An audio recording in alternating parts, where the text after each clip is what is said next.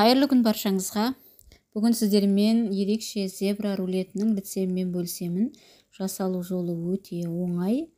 Ол үшін менің каналыма тіркеліп, лайк, комментарий басып кетіңіздер. Видеоны соңына дейін қарағандарыңызға рахмет. Бірінші жұмыртқаның ағы мен сарысын екеуін айырып аламыз. Ағын бірінші көпіртеміз. Ағын миксердің көмегімен осылай көпіртіп аламыз.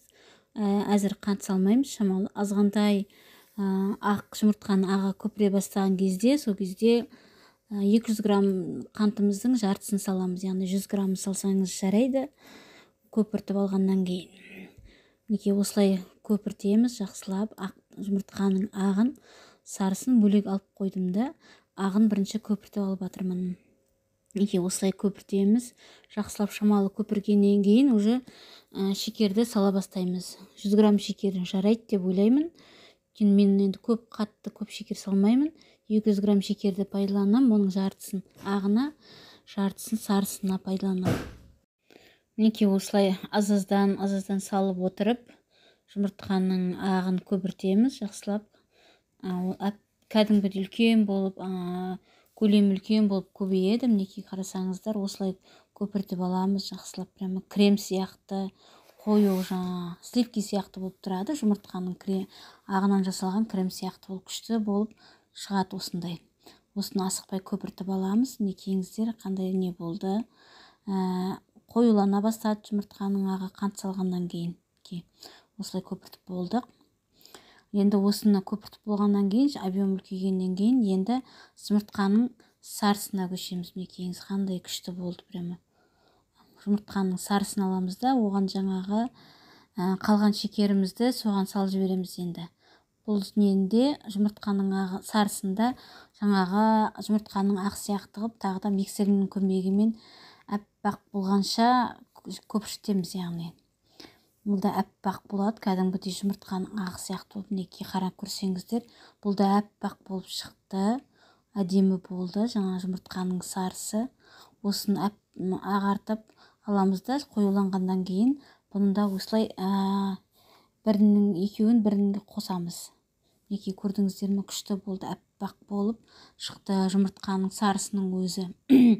Яғни бұл біздің рулетіміздің күшті болып, пышный болып көтерілуіне жақсы. Неке енді осы жұмыртқаның сарысын жұмыртқаның ағына қосамыз. Неке қолымызда ненің көмегімен, қалақшаның көмегімен көріп тұрсыздар.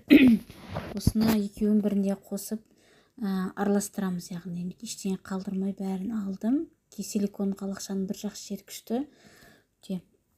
Осылай енді төменнен бастап асықпай араластырамыз. Яғни көбірек басылып қалмас үшін, жұмыртқаның ағы жақсы болып көтеріліп тұр. Сол басылып қалмас үшін асықпай бірін араластыра бастаймыз, жоғарыдан төмен қарай.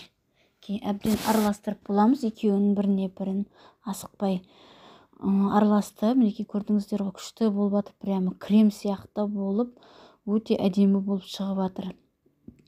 Енді осыған електен өткізген ұнымызды қосамыз. Аздан ғана қосу керек, көптен қосуға болмайды. Көптен қосып отырса, жаңағыдай арасында ұндар қалып қою мүмкін. Және ол біздің көпірткен жұмыртқамыз басылып қалуы мүмкін. Жоғарыдан төменнен жоғары қарай былғаймыз. Төменнен аламыз, жоғары қарай былғаймыз.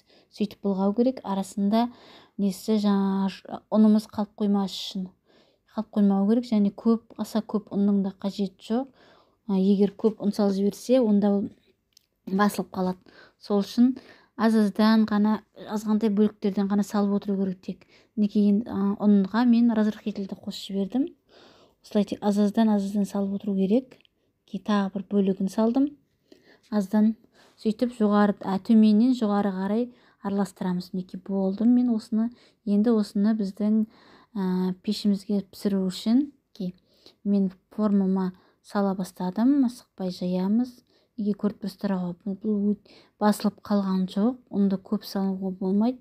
Ұнды көп салса басылып қалуы мүмкін. Сондықтан ұнды көп салмаңыздар. Неке осылай бәрін алып алдым, жинап. Енді жая бастаймыз.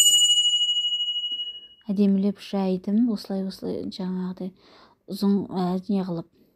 Біздің мына противеннің бетіне асықпай жайып шығамыз осылай бәрін. Чтобы рулетімізді ұзындау болу үшін қалыңдығы жақсы, өте күшті болып шықты. Осылай беттердің бәрін тегістеп әдемілеп жиегіне дейін жеткізіп жайып аласыздар асықпай. Енді осыны мен пісіріп алдым 180 градуста. Мінекей көріп тұрсыздар өздеріңіз.